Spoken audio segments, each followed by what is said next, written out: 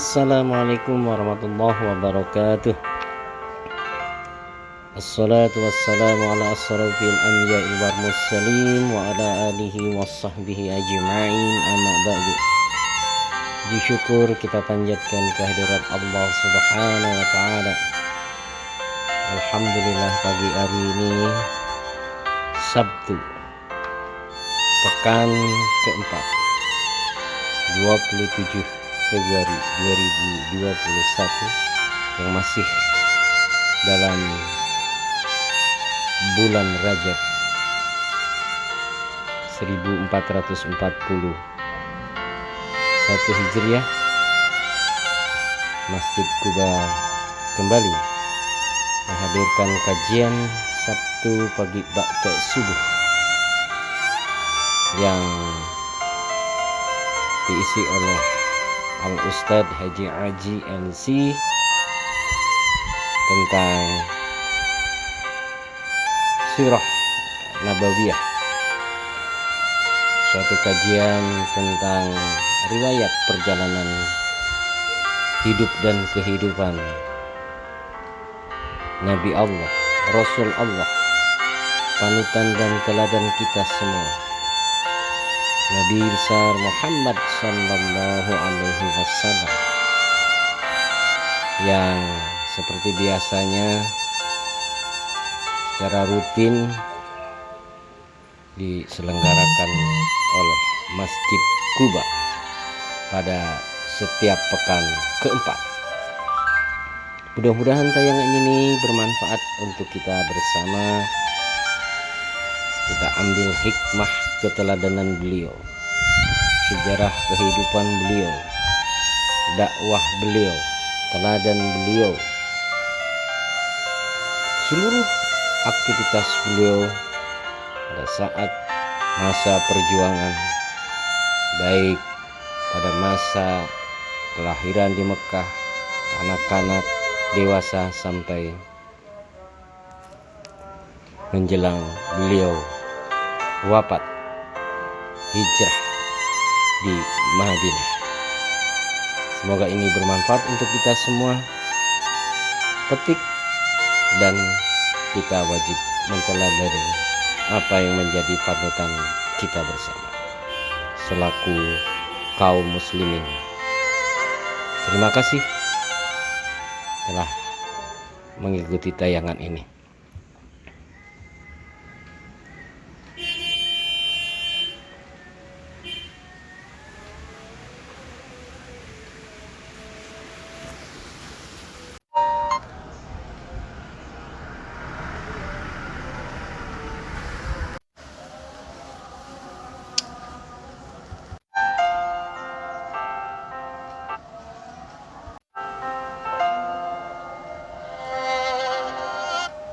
Assalamualaikum warahmatullahi wabarakatuh.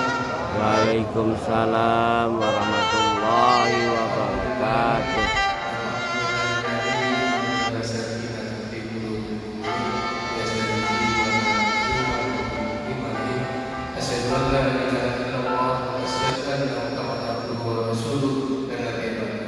Segala puji hanya milik Allah yang telah melimpahkan kita banyak sekali nikmat iman, nikmat Islam, dan alhamdulillah di pagi yang cerah ini, yang sejuk ini, kita diberi kenikmatan untuk berkumpul berwajah di rumah Allah, di rumahnya kita bersama, yaitu Masjid Kuba. Mudah-mudahan apa yang kita niatkan dari rumah sampai ke masjid ini untuk menuntut ilmu dengan Ustaz Haji dan Sirah Nabawi, mudah-mudahan bisa menggantikan pahalanya di surga Allah Subhanahu. Amin. Salawat dan salam kita tujukan kepada junjungan kita Nabi besar Muhammad sallallahu alaihi wasallam. Salawat dan salam juga pada keluarga beliau, para sahabat, para tabi'in, alim ulama, dan mudah-mudahan kita mendapat syafaat yang mulia. Amin. Untuk pagi ini kajian adalah kita buka dengan baca basmalah. Bismillahirrahmanirrahim. Alhamdulillah, saya tadi untuk menyampaikan sirah dan Nabawi seperti biasa di hari Sabtu minggu yang keempat ini kajiannya tentang Sirah Nabawiyah. Mudah-mudahan kita bisa mengambil hikmah, mengambil ilmu dari apa yang tadi disampaikan pada Ustaz Haji. Untuk itu waktu yang tepat kami persilakan. Bismillahirrahmanirrahim. Assalamualaikum warahmatullahi wabarakatuh. Waalaikumsalam warahmatullahi wabarakatuh.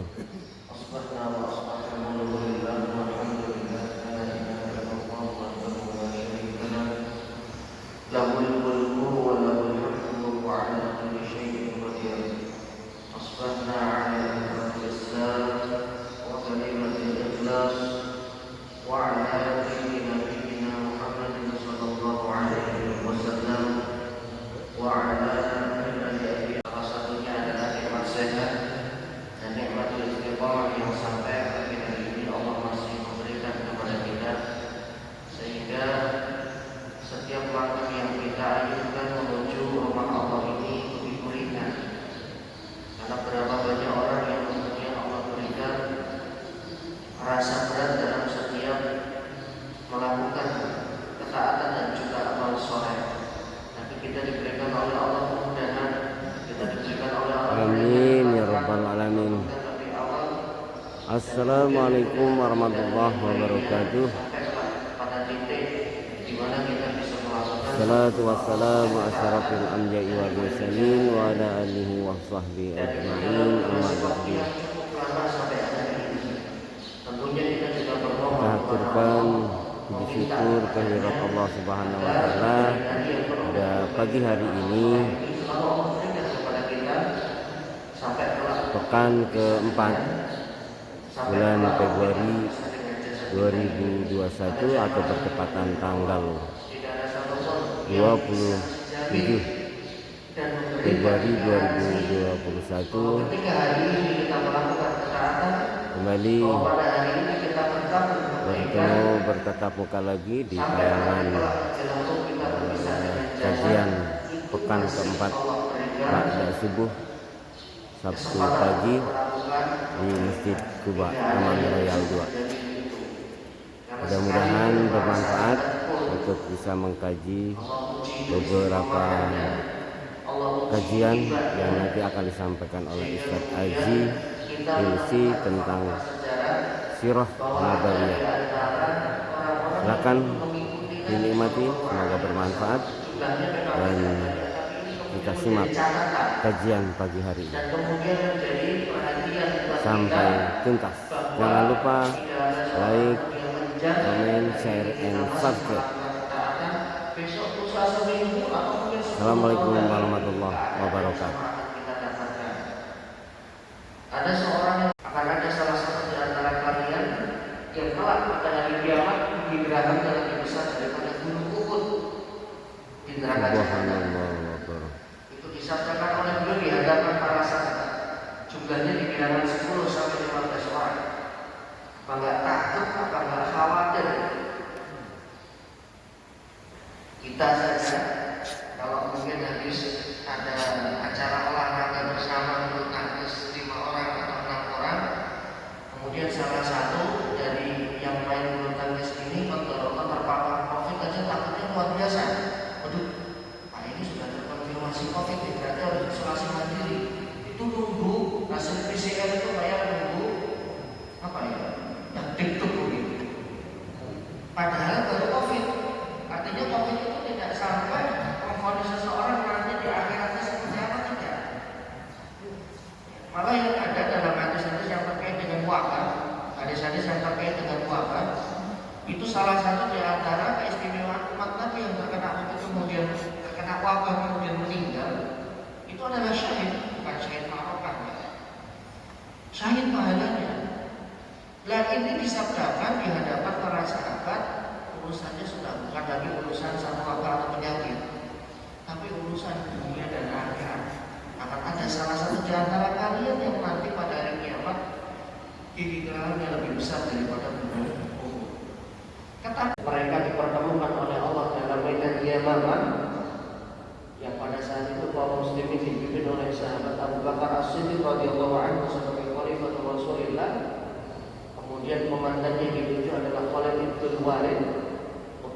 ormas gerakan Nabi palsu ini, dan kemudian Allah Subhanahu wa taala menghancurkan pasukan mereka, dan Rajal bin Utbah ini tewas sebagai seorang murtad yang mengikuti Nabi palsu. Maka benarlah apa yang disampaikan oleh Nabi Shallallahu Alaihi Wasallam. Akhir hidup kita, akhir hidup dari perjalanan seorang manusia tidak ada yang tahu. Ya Kecuali Allah Allah. Subhanahu wa taala. Allah yang telah menulis takdir mereka, Allah juga yang menetapkan, dan catatan kita detailnya seperti apa cuma Allah yang tahu. Kita hanya mampu berharap, meminta, berdoa, memohon kepadanya agar sebagaimana kita diberikan oleh Allah usia dalam keadaan yang baik, mengisi hari-hari kita dengan kebaikan, Amin ya rabbal alamin. dan kemudian di akhir dari ujung usia kita Allah Amin. juga mewafatkan kita dalam keadaan baik, dalam Amin. keadaan melakukan ketaatan, dalam Amin. keadaan melakukan amal soleh. Amin. Semoga kita dijaga oleh Allah Amin dari ya Allah. aktivitas kebaikan kita, dan dihindarkan dari aktivitas dosa dan juga maksiat, Amin. sehingga kali inilah kelak yang akan kita Amin bawa ya Allah. ketika kita berjumpa dengan Rabb kita Jalla Jalla. Amin ya Allah. Salawat serta salam semoga senantiasa tercurah kepada Itulah sebagai pembuka. Rasulullah Muhammad Sallallahu Alaihi Kita berharap Wasallam, bahwa kepada keluarganya kaum muslimin, di akhir hidup kita, para di akhir sahabatnya, hayat kita, dan dan beliau rangka tentunya senantiasa untuk menghadap kehadirat Allah dalam keadaan baik, dan pada hari ini kita dalam berada di keadaan penghujung khair, dari usia kita dalam ini, keadaan khair, yang atau husnul. semakin ke depan nanti Amin. akan banyak lagi huru-hara akhir zaman yang itu kemudian menandakan dekatnya usia padat atau bumi atau jagat raya yang kita tempati saat ini. Bapak Ibu jemaah yang dimuliakan Allah Wasallam didampingi oleh paman beliau Al-Abbas bin Abdul Muthalib yang pada saat itu masih berstatus di KTP-nya kafir, belum beriman, belum masuk Islam, tapi mendampingi. Artinya kita tahu bahwa Al-Abbas ini berada di kubu Nabi, ya, walaupun berseberangan keyakinan. Beliaulah yang menggantikan posisi Abu Thalib dalam menahan ataupun membela dakwah dari keponakannya. Nah, di antara poin-poin itu adalah poin-poin bayat Aqabah yang kedua, bahwa orang-orang yang datang dari suku Aus dan Khazraj penduduk Yasrib dari yang tadinya di Mekah kemudian keluar berbondong-bondong menuju Madinah. Bapak Ibu jemaah yang dimuliakan Allah, apa sih faktornya? Kenapa Hanafi harus meninggalkan tanah kelahiran? Kalau hari ini mungkin dari yang hadir ini banyak dari bapak maupun ibu yang meninggalkan sama juga meninggalkan tanah kelahiran. Tapi dalam rangka untuk pekerjaan, ada orang yang tanah kelahirannya ke Pondok karena mau tidak mau dia ditugaskan di Kalimantan, dia tinggalkan di Pondok, hanya menetap permanen di sana. Ada yang mungkin dari Pemalang, ada yang mungkin dari Subang, ada yang mungkin dari Indramayu, orang tua dan keluarga besarnya di Indramayu, tapi harus meninggalkan tanah kelahirannya. Kenapa? Urusan pekerjaan. Awalnya dulu mungkin kuliah di Jakarta, setelah selesai kuliah kemudian mengajukan lamaran pekerjaan, diterima di perusahaan, entah itu di kementerian. Umat-umat sebelumnya yang ketika mereka menyakiti nabinya ngangkat tangan, diturunkan azab, selesai digulung, sudah. Bagi Allah seperti itu mudah, karena Allah nggak butuh orang-orang seperti ini. Tapi ternyata Rasulullah Shallallahu Alaihi Wasallam malah menyatakan seperti ini. Tidakkah engkau bersadar wahai hamba, sungguh dulu sebelum kita itu ada orang yang demi untuk mempertahankan keimanannya, dia rela disisir dengan sisir yang terbuat dari besi, yang kemudian dari ujung kepala sampai ujung kaki disisir sampai menumpas kulit-kulitnya. Dan ini kita nggak temukan, Pak, kecuali di tempat di mana kaum muslimin menjadi minoritas. Ya Allah ya Rabbi. Kalau di Indonesia bentuknya bukan seperti ini, bentuknya bukan fisik, mungkin psikologi atau apalah itu yang kita temukan dan kita Ya Allah. Dan mereka tidak kemudian mengeluh dan mereka kemudian tidak keluar dari agamanya. Bersabarlah wahai khabar. Sungguh nanti akan tiba masanya di mana seorang wanita yang berjalan dari San'a menuju ke Hijaz. San'a itu adalah ibu kotanya Yaman. Menuju ke Hijaz. Hijaz itu kalau disebut zaman dulu itu tidak tempat tak Makkah, Madinah dan Thaif. Tidak ada yang mereka takutkan, tidak ada yang ditakuti kecuali hanya Allah saja. Nggak masuk akal. Hari ini kaum muslimin sedang dalam keadaan ditindas, tapi Nabi menyatakan akan tiba masanya nanti seorang wanita, karena dalam perjalanan dari San'a menuju Hijaz itu di tengah jalan banyak begal, banyak rampok. Kok bisa Nabi memberikan jaminan bahwa mereka akan berjalan dalam keadaan aman, tenang, tidak ada tindak kekejaman yang luar biasa. Ini saking beratnya. Saking beratnya siksaan yang dialami oleh beliau dan para sahabat.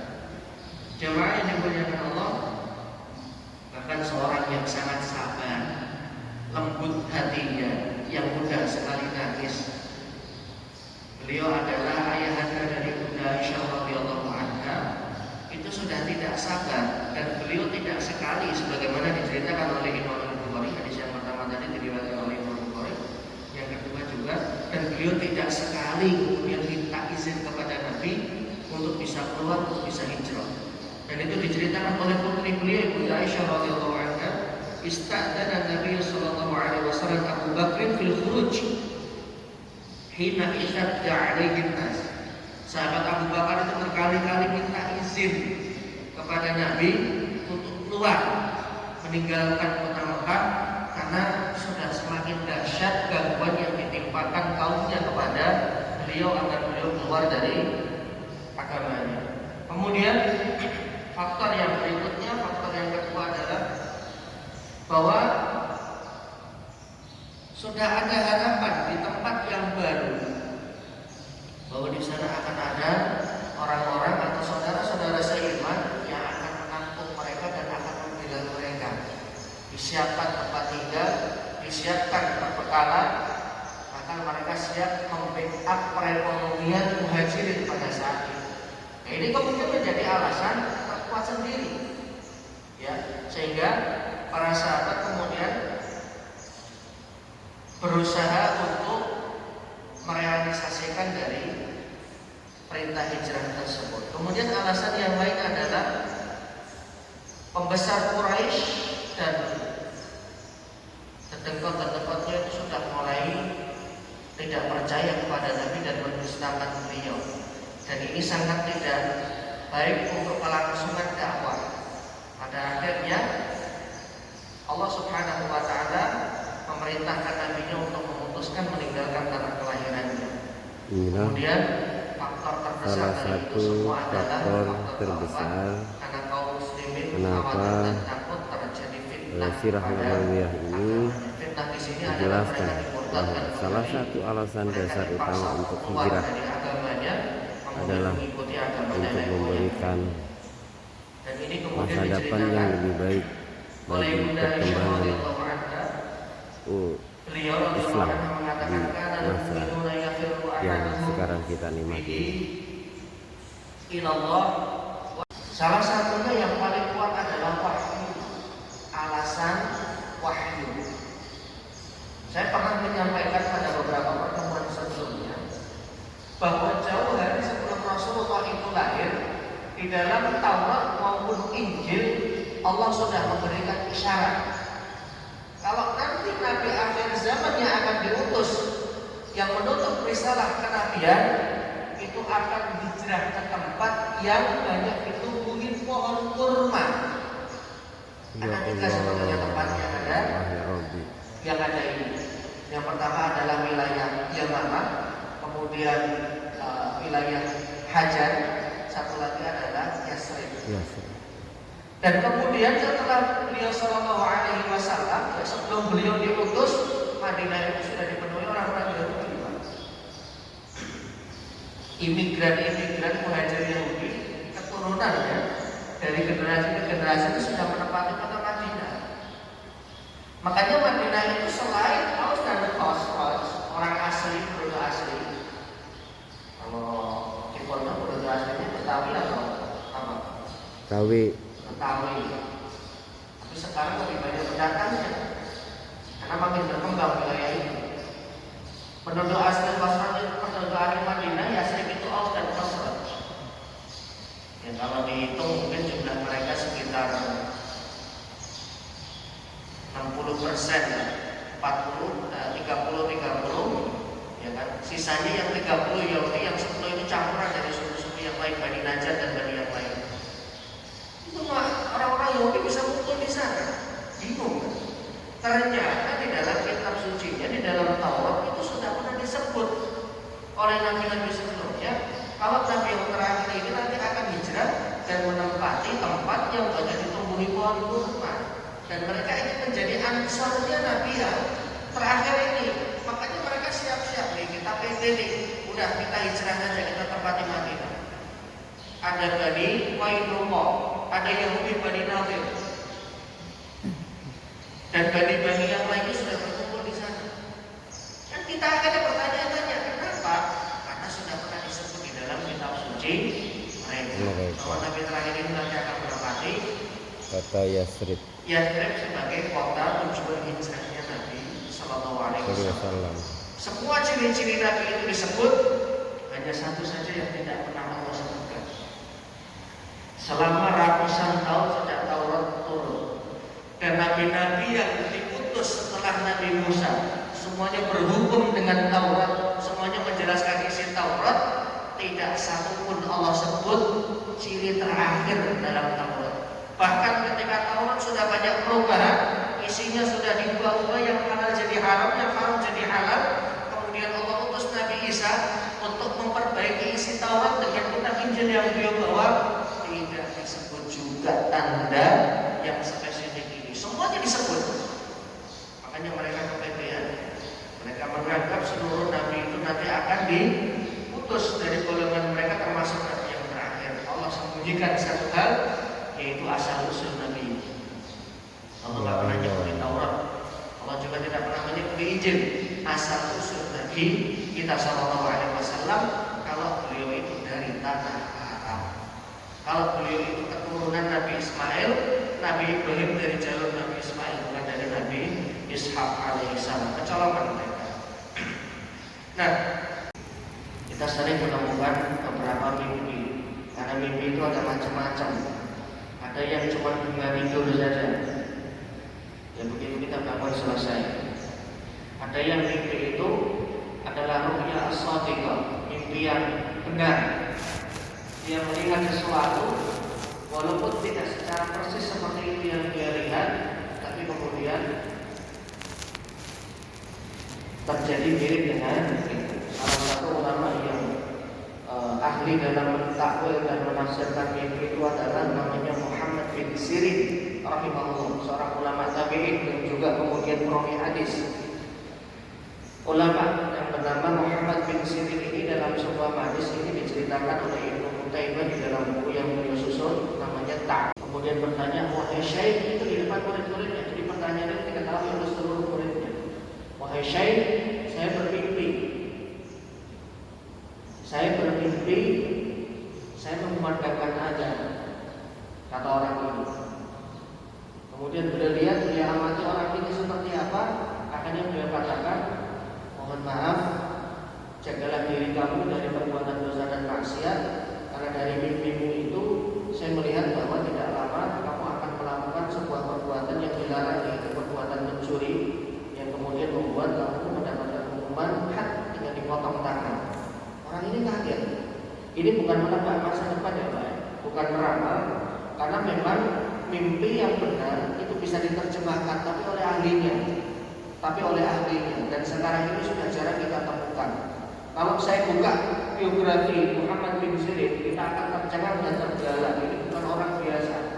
Ini Ini orang soleh, kemudian keilmuannya hafal Quran ribuan hadis, dan beliau menimba ilmu dari guru-guru besar, sehingga ketika beliau bisa mentakwil dan menerjemahkan sebuah mimpi, beliau pantas kan memang orang soleh.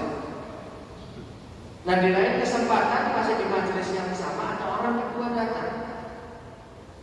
Kemudian orang kedua ini bertanya kepada Syekh Muhammad bin Sirin, saya bermimpi saya mengumandangkan adzan. Saya bermimpi saya mengumandangkan adzan. Kemudian beliau berkata bahwa insya Allah tidak lama lagi kamu akan menunaikan ibadah haji. Kan muridnya bingung.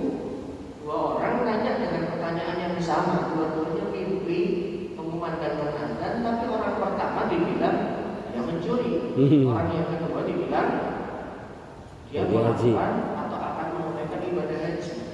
Bingung. Ini gimana sih Syekh, ini yang salah siapa? Akhirnya kemudian Muhammad bin Sirin atau Ibnu Sirin rahimahullah ya menjawab dengan firman Allah. Untuk orang yang pertama tadi, kenapa saya katakan dia anak mencuri? Karena padanya ada tanda-tanda ketidakistiqomahan. Orang ini masih belum istiqomah untuk menghindarkan dirinya dari dosa. Dan Allah berfirman ini ada di dalam surah Yusuf jemaah. Ingat ketika ada kejadian di mana saudara-saudara Nabi Yusuf yang jumlahnya 10 orang datang ke Mesir dalam rangka untuk mengambil atau minta sembako karena terjadi musim paceklik. Apa yang dilakukan oleh Nabi Yusuf yang pada saat itu masih menyamar, belum membuka identitasnya? Beliau perintahkan pengawal kerajaan untuk memasukkan gelas yang dimiliki istana ke dalam salah satu kantong atau tasnya 10 bersaudara ini, yang kemudian diketahui dia adalah Bunyamin, saudara kandungnya Nabi Yusuf. Nabi Yusuf itu, Nabi Yakub itu istrinya 4. Nabi Yakub itu istrinya 4. Dari 4 istri ini punya 11 anak.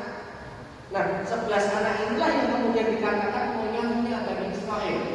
Karena Israel itu adalah namanya Nabi Yakub alaihissalam. Bani anak keturunan Nabi Yakub. Jumlahnya 11. Dan 11 ini di masa Nabi Yusuf diboyong semuanya ke Mesir. Karena terjadi musim paceklik yang panjang di wilayah Syam, di wilayah Palestina dan sekitarnya tempat mereka tinggal. Apa yang diteriakkan oleh pengawal? Ayyuhal ilmu innakum lasarifun. Ketika mereka kemudian akan pulang, sudah membawa bekal karena mereka menukar ya, barang yang mereka punya dengan sembako di wilayah mereka bersah kemarau. Tiba-tiba ketika mereka keluar istana, ada yang berteriak, sebentar rombongan. Ayyuhal ilmu innakum lasarifun. Kalian salah satu rombongan itu ada yang mencuri. Bukan, biar rajin dari sudah bilang. Kami datang ke sini bukan cari gara-gara. Kami datang ke sini untuk mencari bantuan. Enggak mungkin itu. Ya sudah. Kota kemudian dicek satu persatu. Ya, ini tipu muslihat yang dilakukan oleh Nabi Yusuf alaihissalam agar Bunyamin bisa tinggal dan tidak ikut pulang ke Palestina atau ke Syam. Pada akhirnya kemudian ketahuan.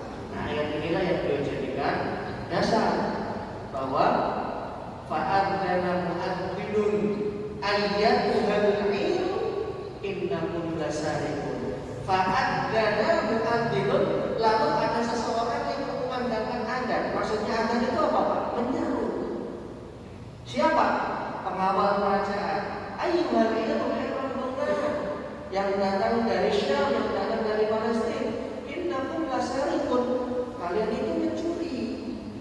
Nah, kata fa'adzana mu'adzzinun inilah yang kemudian beliau ambil karena ada orang yang bertanya yang pertama tadi, ada tanda apa ada ciri yang baik. Akhirnya kemudian beliau mengingatkan, hati-hati kalau kamu nggak bisa menjaga diri, akan terjadi perbuatan dosa besar yang kamu lakukan, yaitu mencuri. Dan kejadian itu kemudian terjadi. Beberapa tahun setelahnya orang ini datang lagi dalam keadaan yang tangannya sudah kena hukuman hak karena sudah mencapai nisab batasan yang mau tidak mau harus ditegakkan hukuman had, itu potong tangan. Karena pada saat itu Umayyah, dinasti Umayyah yang masih memimpin, karena di masanya Muhammad bin Sirin itu sudah berganti dinasti Umayyah dari Khulafaur Rasyidin. Kemudian orang yang kedua yang datang kepada beliau, muridnya bertanya, oh jadi yang pertama itu ya, iya. Nah, terus yang kedua, orang yang kedua, kenapa dibedakan? Kenapa kemudian antum mengatakan dia melakukan ibadah haji? Bukankah Allah berfirman, ayatnya di mana? Wa anzir linnas ya'tuka rijalan wa 'ala kulli dhamirin ya'tina min kulli fajjin 'amir. Ini ayat yang berkaitan dengan haji. Wa anzir, dan adarkanlah, maksudnya adalah serukanlah kepada orang-orang yang bukan akan datang berbondong-bondong kepada tempat ini. Maksudnya di tempat ini adalah Baitullah Al-Haram. Orang-orang itu akan datang berbondong-bondong ke sini dalam rangka melakukan ibadah manasik haji. Mereka datang min kulli fajjin amik, dari wilayah-wilayah penjuru dan wilayah-wilayah pedalaman. Dialami oleh Nabi Shallallahu Alaihi Wasallam, ini adalah ru'yah shadiqah, mimpi yang benar, karena mimpinya para nabi itu semuanya benar. Dan itu kemudian menjadi wahyu, sebagaimana ketika Nabi Ibrahim alaihissalam bermimpi menyembelih putranya. Ya bunayya, inni ara fil manami anni ad'uka fanzur madza tara. Nabi Ibrahim mengatakan kepada anaknya yang pada saat itu masih sedang tumbuh-tumbuhnya. Terlihat Nah, bapak itu kok suasana fajar sudah mulai fanzur madza tara. Gimana menurut menampakkan diri. Matahari sudah terlihat menerangi bumi, sudah siang. Alhamdulillah sudah ke waktu syuruk.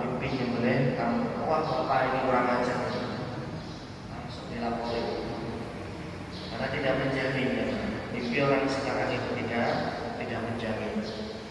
Nah, beliau Shallallahu Alaihi Wasallam bersabda dalam hadis yang diriwayatkan oleh Imam Al-Bukhari, "Ra'aitu fil manami anni uhajiru min Makkah." Aku bermimpi di dalam tidurku, aku mimpi aku hijrah dari kota Makkah ila ardin biha nakhlun, ke sebuah tempat yang situ banyak ditumbuhi pohon kurma. Pada bawah ila annaha al-Yamamah.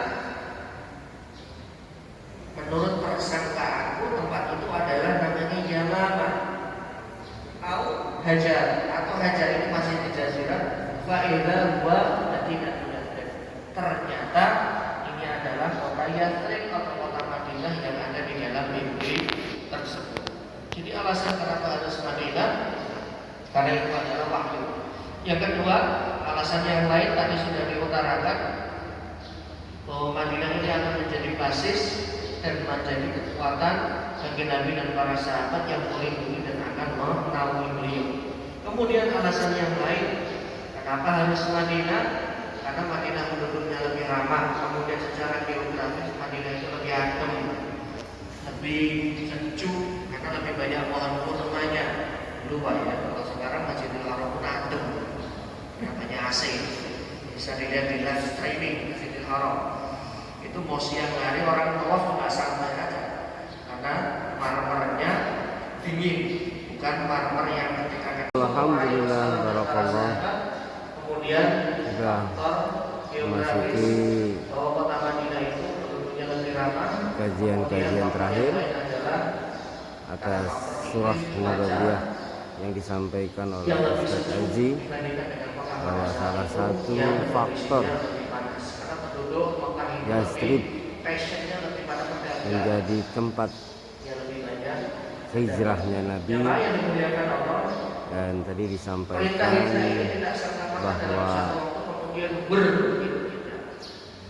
ketika Nabi sudah menyampaikan isyarat-isyarat, maka kota kemudian Yathrib isyarat disambung dipilih oleh Allah untuk siapa menjadi yang pertama tempat kali hijrah, siapa yang pertama kali hijrahnya keluar Nabi dari untuk Mekah mengembangkan menuju Madinah. Ada dua riwayat. agama Islam. Riwayat yang pertama adalah riwayat Imam Al-Bukhari yang menyebutkan bahwa yang pertama kali hijrah itu adalah Mus'ab bin Umair dan Abdullah bin Umi Maktum. kedua adalah riwayatnya Ibnu Ishaq dan juga Ibnu Sa'ad. Beliau mengatakan bahwa yang pertama kali hijrah itu adalah Abu Salamah. Dua riwayat ini kemudian dikompar dan mengumpulkan, ya, Mus'ab bin Umair dan Abdullah bin Umi Maktum itu ketika mereka keluar ke Madinah sudah niat ingin menetap permanen di Madinah. Sedangkan Abu Salamah pada saat itu hanya untuk menghindari saja siksaan kaum Quraisy. Ya, jadi beliau ini adalah al-awail, orang-orang yang as-sabiqun yang lebih dulu kemudian berhijrah ke Madinah. Sampai kemudian satu persatu mereka keluar. Kemudian mereka tinggalkan kota ini hingga kemudian ujian pun juga mendera mereka karena tidak semudah itu nyaman. Kalau kita ingat dulu kan tahun lalu ya waktu pandemi masih awal-awal keluar, termasuk juga sahabat Umar dan yang lainnya itu juga beliau keluar. Umar beserta dengan Aisyah beserta Abi Rabi'ah 3 orang. Kemudian dijemput di tengah jalan, sahabat Umar bisa lolos, bisa keluar. Abi Rabi'ah, Aisyah bin Abi Rabi'ah ditangkap, dibalikin lagi ke Mekah, kemudian dipenjara dan disiksa lagi, nggak boleh keluar. Makanya para sahabat ketika itu dulu pelan-pelan, diam-diam, kemudian tidak ada yang tahu, kemudian mereka berusaha agar tidak diketahui oleh orang-orang yang ada di sekitarnya, karena mereka khawatir salah satunya adalah faktor ekonomi, dan itu tidak dipungkiri. Demikianlah beberapa uraian tentang sirah Nabawiyah pada kesempatan ini, kajian Ba'da Subuh Pagi di hari Sabtu tanggal 27 Januari 2021 di Masjid Taman Royal 2. Ketika awal-awal pandemi ini di Badan ini tidak dipungkiri, bahkan setingkat provinsi atau negara. Mungkinlah Pembahasan pembahasan terakhir, uraian terakhir tentang sirah Nabawiyah yang disampaikan oleh Silakan Haji ada pertanyaan. pada kesempatan Ya, ini. Pak Pras ada satu lagi. Iya. Kita akan menyimak beberapa pertanyaan yang akan nanti disampaikan oleh para jamaah. Ada riwayat yang mengenai hukum dan Islam. Ada orang kaya pada saat dia melakukan hubungan suami istri di siang hari dan dia harus puasa. Dan untuk orang miskin, bukan orang kaya, dia bayar. Orang kaya memberi Puasa ya, 2 bulan. puasa 2 bulan ya. Kalau orang biasa saja membayar, orang miskin membayar ini memberi makan misalnya ya. Nah, kondisinya pada saat ini itu boleh nggak kita pilih gitu, walaupun kita ya cukupan lah, udah kita ngambil hukum yang ini, itu boleh nggak? Misalnya kita mudah lah untuk memberi makan fakir miskin gitu, kita ambil itu boleh nggak? Ya, kasih saya. Satu lagi tadi sekarang saya jawab. Nabi palsu tadi, sehingga Abu Hurairah merasa khawatir. Nah, berkaitan dengan ini, Allah mempunyai sifat bergantung prasangka hambanya.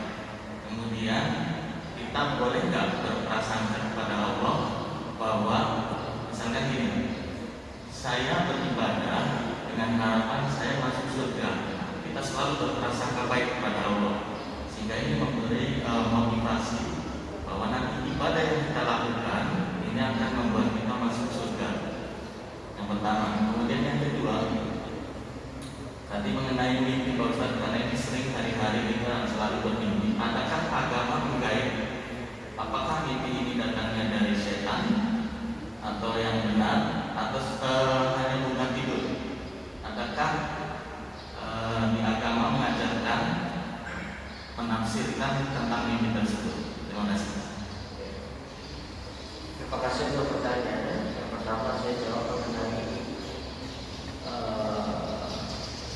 kafar tadi, suami yang berhubungan dengan istrinya di siang hari bulan Ramadan. Yang dijawab oleh Imam Syafi'i itu adalah fatwa. Beliau sebagai ulama besar, orang yang paham mengenai psikologi manusia juga memberikan jawaban sebagai bentuk taglib, mempersulit agar tidak terjadi pengulangan. Beliau melihat pada orang itu. Baik, jawaban untuk orang yang pertama dan kedua itu kan sebetulnya jawaban yang pernah diutarakan Nabi dalam hadis Sahih Bukhari dan Muslim ketika ada seorang sahabat itu datang kepada Nabi, "Waqa'a ala imraati." Ya Rasul, celaka saya melakukan hubungan suami istriku, artinya panjang itu. Kemudian beliau memberikan jawaban, memberikan fatwa, hal tadi itu raqabatan mu'tiqaha. Bisa nggak kamu memerdekakan budak? Saya nggak bisa. Kemudian beralih ke yang kedua, apakah kamu bisa puasa 2 bulan berturut-turut? Jadi urutannya puasa dulu, baru kemudian yang ketiga memberikan makan. Dia mengatakan, saya bukan orang yang fisiknya kuat, saya tidak akan bisa ya Rasul. Kemudian yang ketiga, ya sudah, kalau kayak gitu kamu it'am 60, memberi makan 60 fakir miskin. Tidak ditemukan di Madinah itu orang yang lebih miskin dari keluarga kami. Rasulullah ketawa, kan? Kamu sudah miskin tapi berani melanggar seperti ini. Terus gimana ini ya Rasul? Akhirnya kemudian beliau perintahkan saya untuk mengambil satu batang kurma, diberikan diannya atau kafaratnya diganti oleh Nabi Abdullah. Yaudah, karena kamu yang paling miskin, kafarat ini adalah diberikan kepada kamu dan istri. Nah, berdasarkan dari situ jumhur mengatakan tidak beranjak pada opsi berikutnya sampai opsi yang pertama dan kedua itu bisa ditunaikan terlebih dahulu. Jadi yang pertama itu memerdekakan budak sudah tidak ada. Yang kedua adalah puasa 2 bulan berturut-turut. Kalau berdasarkan pendapatnya jumhur dari Imam Syafi'i termasuk yang ada di dalamnya, itu beliau menyatakan bahwa urutannya adalah puasa dulu, kerjain. Karena kalau dibilang nggak sanggup, semua orang nggak sanggup. Tujuannya adalah untuk memperberat dan agar tidak mengulang, itu saja, efek jerah. Tujuannya adalah efek jerah. Kalau tidak efek jerah, aturan itu nggak akan bisa ditegakkan, jangan. Ya. Untuk pakai masker saja. Dulu awal-awal masuk Barat orang keluar pakai masker. Sampai kemudian ada denda, ada bukunya juga ada. Yang dijudul Takbir Ar-Ru'ya itu sebelum beliau menceritakan mimpi-mimpi yang pernah terjadi dan ditakwilkan oleh ulama salaf, itu beliau memberikan muqaddimah dulu. Muqaddimah mengenai mimpi yang datangnya dari Allah, kemudian mimpi yang datangnya dari syaitan. Adapun untuk bunga-bunga itu di situ tidak dibahas secara rinci, hanya adghafu ahlam saja. Dan ini Quran menyinggung, ya, adghafu ahlam, mimpi yang sia-sia, maksudnya mimpi yang hanya lewat. Ingat ketika tukang sihirnya Fir'aun bermimpi ada seorang anak kemudian melepas mahkotanya, kemudian diceritakan ada Al-Quran. Dalam riwayat lain yang ceritanya mengenai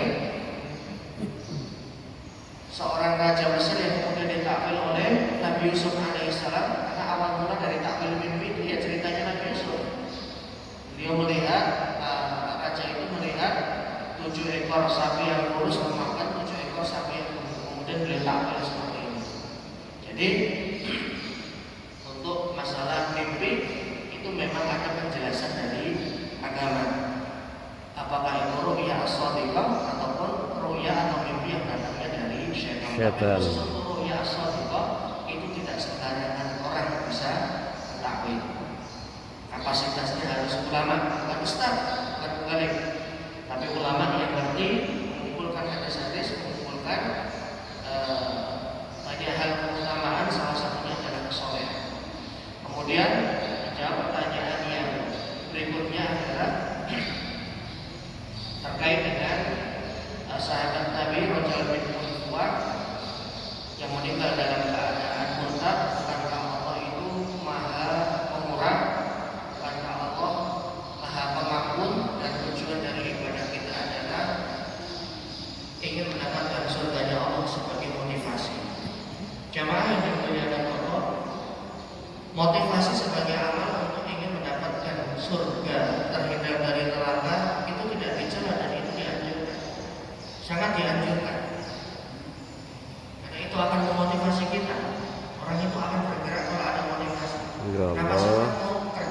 berikanlah aku motivasi yang kuat, tempat dia lahir harus mengatur di tempatnya. aku yang makin khusyuk, Kalau saya kerja di perusahaan ini, mendapat tambahnya ridho dan meningkatkan derajat royaltinya, salarinya banyak, cukup lah nanti sesuai dengan harga yang harus saya bayar, harus meninggalkan